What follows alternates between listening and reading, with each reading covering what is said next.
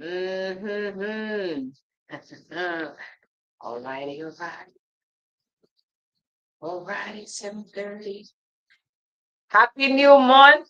Happy new month. My goodness. I'm so excited. I'm going to show you how to make the rest of 2025, how to make the most of it. December 1st is here, 2025. What's that long ago? We say Happy New Year. My goodness. Time flies when you're having fun or when you're seasoning, I guess. Not getting old or you're seasoning. All right. If you are watching live, hashtag live. If you're watching replay, hashtag replay. If you're listening live, I'd like you to, maybe put a comment in the show notes that you're here, you watch it live, and give feedback. I'd appreciate feedback on how this podcast or this stream has been a blessing to you. It helps encourage me. I'll be honest with you. It also helps us know that we're making a difference in your world. As always, caring and sharing. So please share this with someone who should be listening right now, someone who should be engaging in this conversation on how we can make the most of the rest of 2025. So I'm going to share, let's say, 6 tips. All right, 6 tips on how to make the most of the rest of 2025. And the first one I'll say is here's a friendly reminder. Your goals are not a side gig, it's the actual gig. And that's something that was said today, this morning to me. So I took note of that and I said I was going to share that with you as well. Your goals are a big part of who you are. We're called for something. We're created for purpose, we're created for impact. And we have one life. This is not a rehearsal, and this is not ooh, let's just see how it goes. This is the one life on this side of eternity. Habakkuk 2, verse 2 says we should write the vision, make it plain. What do you see yourself doing? What has God called you to be? Who has God called you to be? What's your assignment here and there? And this is not to put pressure on you, but this is to challenge you to live out those things, because this is not the rehearsal. This is the real deal. And so it's a friendly reminder. Your goals are very, very a big part of who you are. We live out our goals, right? We live out our assignment. And so this is a friendly reminder. Write the vision. If you haven't written out the vision, you haven't written out what the goals are, or your goals are for 2025, you can still write them today. Yes, December 1st.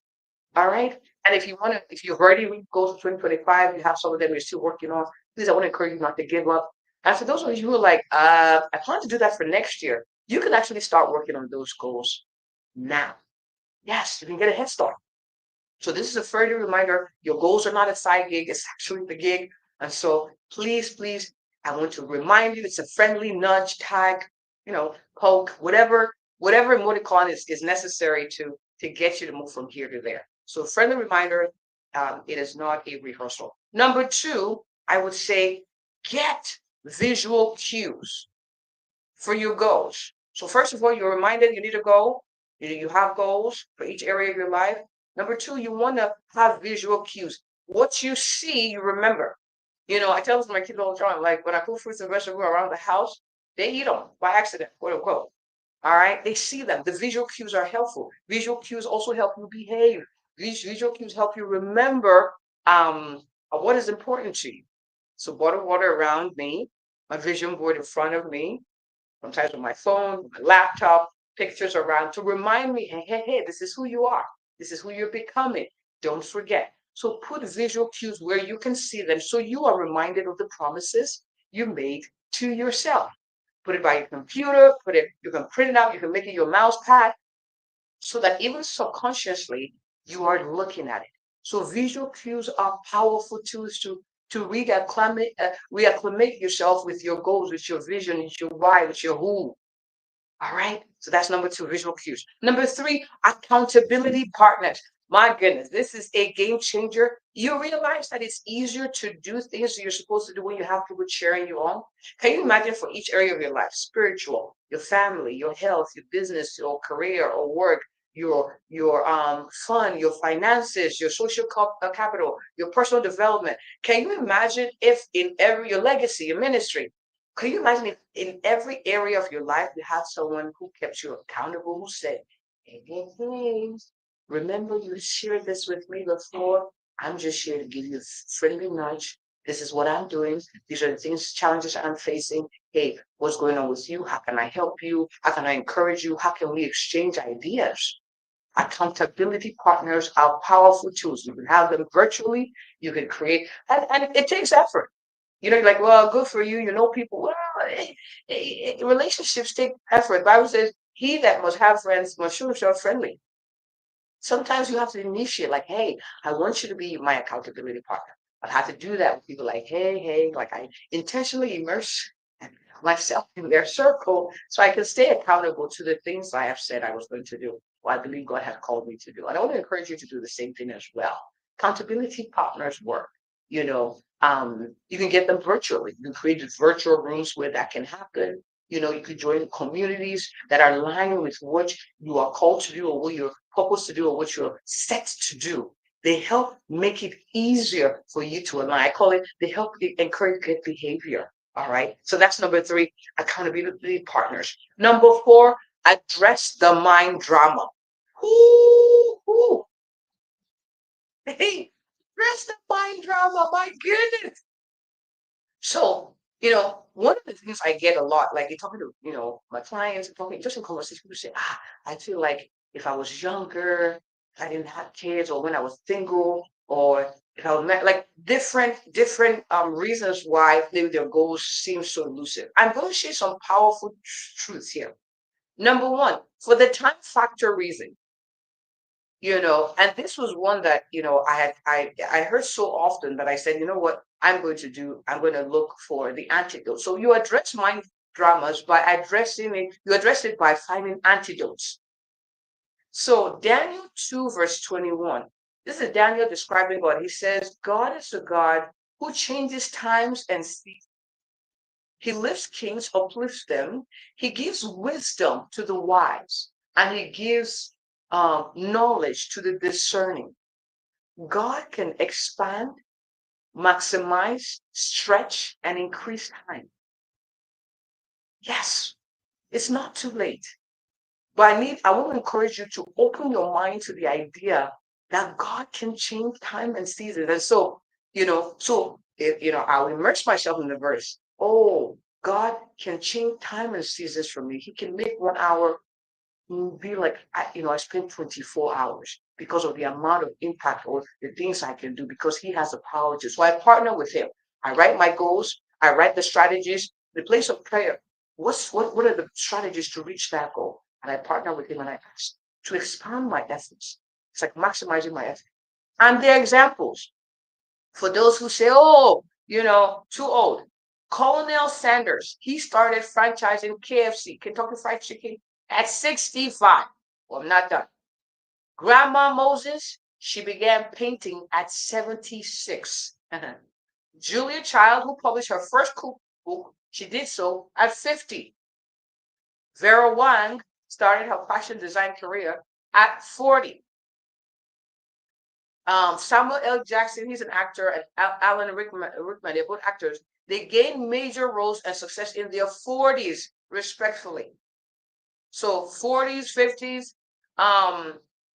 Donald Fisher, he opened the first Gap store at age 40 with mind you, no prior retail experience. None whatsoever. Betty White, she's the icon on the Mary Tyler Moore Show. I cannot confirm nor deny if I watched the show, but she became an icon at age 50. 50. Judi Dench, she didn't achieve widespread fame until her role as M in the James Bond film GoldenEye at age 60. Mary Wesley published her first novel at age 71. J.K. Rowling started writing the Harry Potter series. He was not like a known book, a book writer, author. But at age 32, he started writing the Harry Potter series. So I want to encourage you. If there's an age, there's a lady who ran a marathon at age 80, and she started a few years before. So really, honestly speaking, I want to encourage you, no excuses. Look at people who are doing unimaginable things at the age you think is too late for you, and be encouraged. Be encouraged. Address the mind drama. So age is an issue, well, there it is. There it is. There's an antidote for that. If you feel like, I don't have the energy, well, guess what? Ephesians 3:16 says, and God who is able to strengthen us, thanks be to the God, Father of glory, who is able to strengthen us in the inner man by his Spirit. Philippians 4:13, I can do all things through Christ who strengthens me. Address the mind drop. What is the excuse, the valid quote unquote excuse that you think you have to reaching your goals? Address it. Who do you need to talk to? Who are people doing the things that you think was not possible? Take notes, meet with them. And don't say, hey, what made you do what you do? No, ask questions like, how do you, like, I remember I had a conversation with someone who's doing amazing things, in the healthcare space. And I sat with her, and my question with her is like, what mindset got you to think what you're doing right now was possible?